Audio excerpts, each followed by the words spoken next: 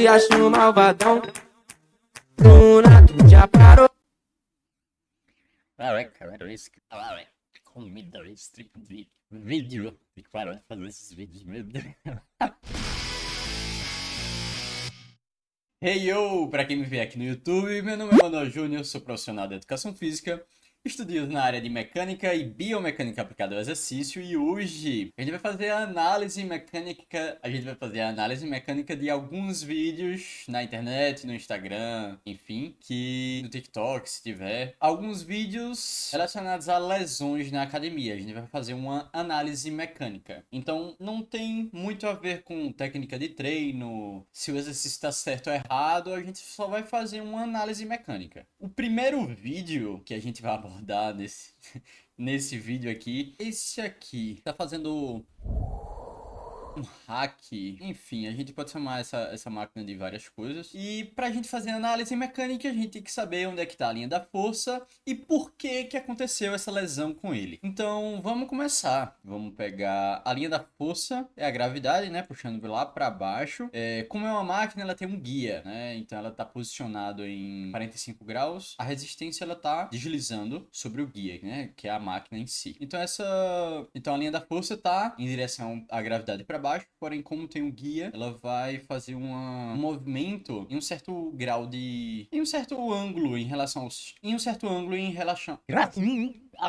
certo grau em relação ao chão. Então, tá aqui para baixo. É um exercício que a gente tem que entender o torque para a gente tem que entender o torque para membros inferiores nesse caso. Então, a linha tá indo para cá. A gente pode usar, vamos botar outra cor aqui. A gente pode usar um braço do momento para o quadril e um braço do momento para o joelho. Vamos botar assim, mais ou menos assim. Então, para o joelho, o torque para o joelho é bem maior do que o torque para o quadril. E avançando o vídeo, a gente tem essa posição aqui.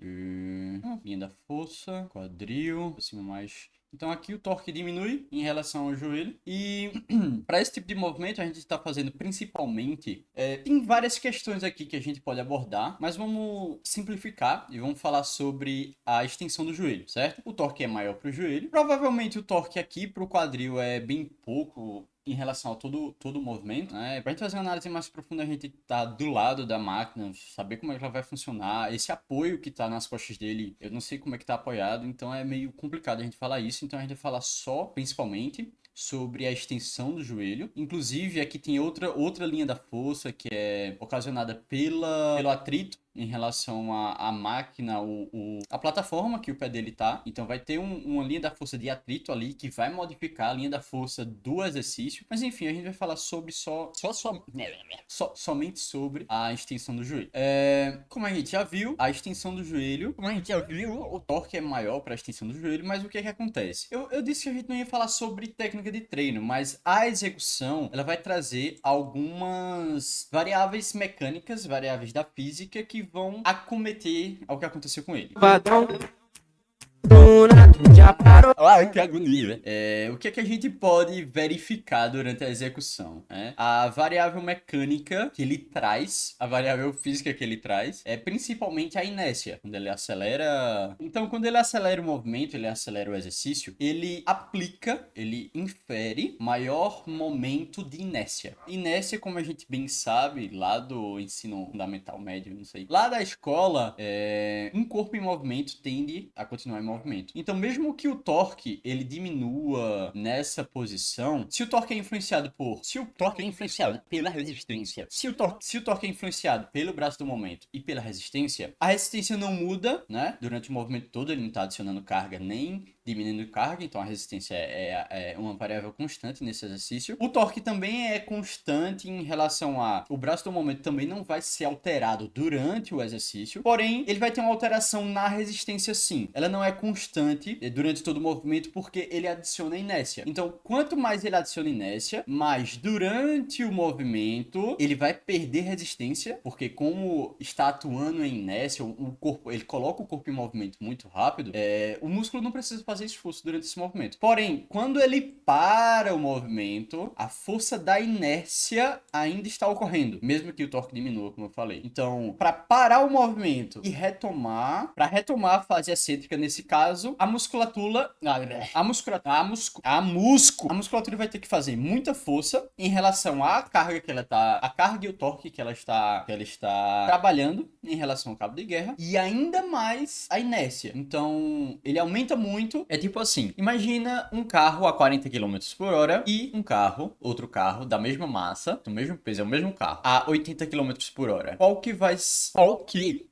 Qual deles que quando frear vai parar primeiro? O mais devagar. Então, inclusive, o mais devagar, ele vai percorrer menos distância, claro que dependendo dos freios, mas ele vai percorrer menos distância do que o carro mais rápido para parar completamente a sua estrutura, vamos falar assim. Então, é a mesma coisa que acontece dentro da sua articulação. Se você acelera o movimento, a carga final, a massa final, ela vai demorar muito, ela vai requerer muito mais forças para interromper o movimento por completo, para ir retomar ao movimento. Então eu imagino o seguinte, ele adiciona resistência a partir da inércia num ponto em que o quadríceps, ele, em relação à estabilização do joelho, ele não tem um poder muito grande. Ele teria mais se o joelho tivesse em flexão, né? Quando ele desce, por exemplo, quando ele desce, o quadríceps faz muita força em relação ao tendão, aumenta a compressão, então estabiliza mais a articulação. E nesse caso, quando ele estica, o quadríceps ele não tem a capacidade mais de exercer aquela força no tendão para causar uma compressão e manter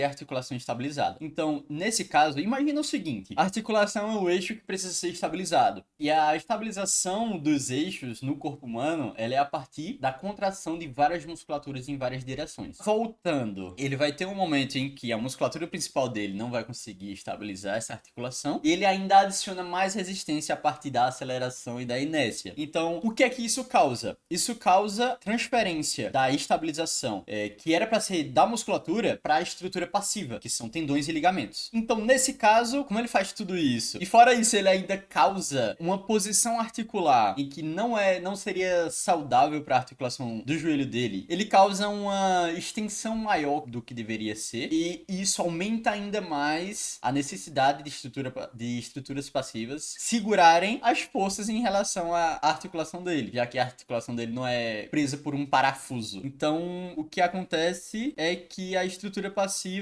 tem uma força elástica até certo momento em que ela não vai aguentar e vai se romper. E o que é que aconteceu com ele?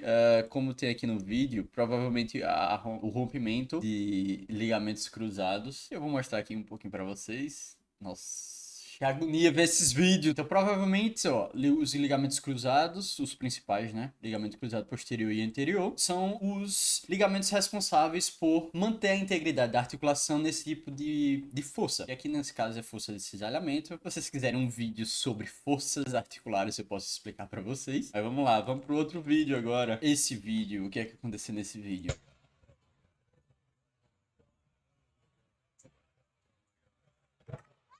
Ai, vamos lá.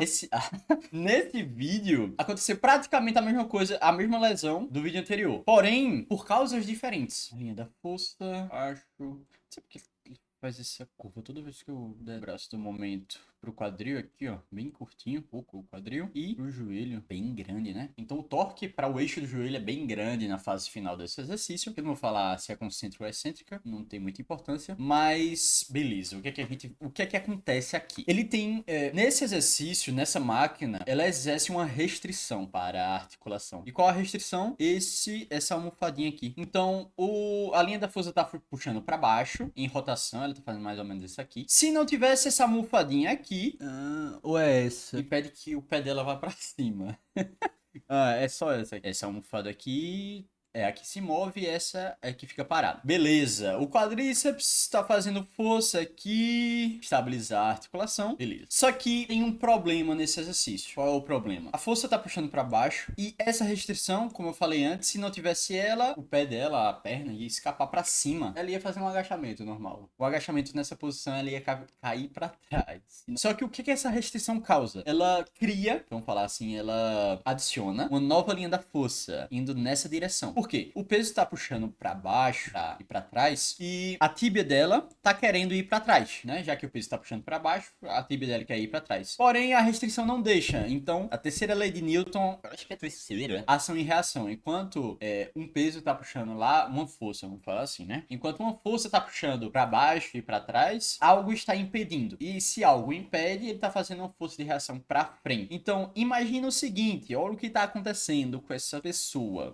Então, imagina o seguinte, olha o quanto de torque tem pro joelho dela. Então, o quão a musculatura dela tem que se esforçar pra manter a articulação íntegra, né? Pra fazer o exercício. Enfim, resumindo, se o torque tá alto, a resistência tá muito alta, né? A força de rotação tá muito alta. Então, a força contrária a essa almofada também tá muito alta. E mesmo que o quadríceps tenha uma posição aqui que ele causa mais compressão patelofemoral, essa força aqui, ela se torna muito significativa. Então, é mais ou menos o contrário que aconteceu com aquele cara, porém a mesma lesão, provavelmente, tá? Não sei. Então, é transferida para a estrutura passiva, e a estrutura passiva tem um limite de quão ela pode aguentar. Eu não usaria essa máquina.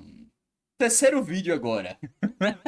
O vídeo que une a inércia e a restrição. Cara, tipo, eu tô falando desse vídeo, é complicado. Criticando ou não a postura desse profissional não é meu principal objetivo. Porque o que a gente tá analisando aqui são as forças, a biomecânica e a mecânica, e como as forças interagem entre si para causar algo, né? Nesse caso, são lesões. E muitas vezes, o profissional, algum tipo de profissional, pode não ter ciência de que... Eu tenho certeza que vocês também não têm muita informação sobre as forças e o que elas podem causar em vocês durante o exercício. Então, vamos falar que mais ou menos é isso que acontece com esse profissional. Não, não criticando, mas sem deixar de criticar, meio complicado, mas vamos lá. Quer ver uma hora ruim na vida do cara? É isso aí, ó, Paulo. Eu tô mandando aí no grupo aí pra vocês verem aí, ó. Coisas boas, vamos falar coisas boas. Como ele tá segurando ela, ele diminui o torque. E ele tá puxando ela um pouco pra frente. Isso diminui a força que seria lá pra baixo. Ela vai ser direcionada um pouco mais pra cá. Então, o braço do momento vai ser mais ou menos aqui, em vez de ser aqui. Dá pra entender? De certas formas, ele diminui a inferência, vamos falar assim, o quão as forças vão atuar no joelho dela. E então, ele diminui também essa força de reação aqui no joelho dela. Então, tipo, diminui bastante as possíveis causas de alguma lesão. Porém, ele adiciona inércia. Ai, velho, que vídeo é esse? Enfim, eu não faria isso com aluno, eu não faria isso na academia, eu não indicaria você fazer isso. Até porque, fora tudo que a gente falou sobre mecânica, ainda tem um objetivo aqui que eu não consigo enxergar. Qual é o objetivo de uma pessoa fazer isso na academia? Postando, sei lá, eu não sei, nem sei definir o que ele tá falando aqui. Então... Uma hora sofrida na vida do cara, velho. Ai. Quer ver uma... Contra, porém nem a favor. Quando a gente pensa em um exercício, a gente pensa principalmente no objetivo dele. A gente vai fazer ele de uma forma ou de outra, por quê? Por qual objetivo? O que é que a gente quer alcançar com aquilo? Então, eu não sei o que essa pessoa tava pensando, talvez seja influenciado por outras coisas, mas enfim. Se gostou desse vídeo, se você gostou desse vídeo, por favor, se inscreva no canal pra ajudar meu trabalho. É pra gente pra gente evitar esse tipo de coisa, né? A gente ter mais segurança também durante a execução do exercício. Dê um like, se gostou desse vídeo também dê um like para ajudar nosso trabalho a alcançar mais pessoas. Se você tem alguma dúvida sobre o que eu passei aqui nesse vídeo, pode colocar nos comentários, eu vou tentar responder. Ou me manda lá no Instagram, eu sempre abro caixa de perguntas todos os dias, conseguir responder a sua pergunta, mas pode perguntar lá ou no direct. Se tiver alguma sugestão de vídeo de análise de lesão na academia, pode me mandar também. Prometo que eu vou tentar visualizar, né? Fazer com que esse vídeo chegue a mim. Se não der o like, o treino não vai ser eficiente. Não vou dizer que você vai se machucar, mas também não vai ser eficiente. Então, é isso.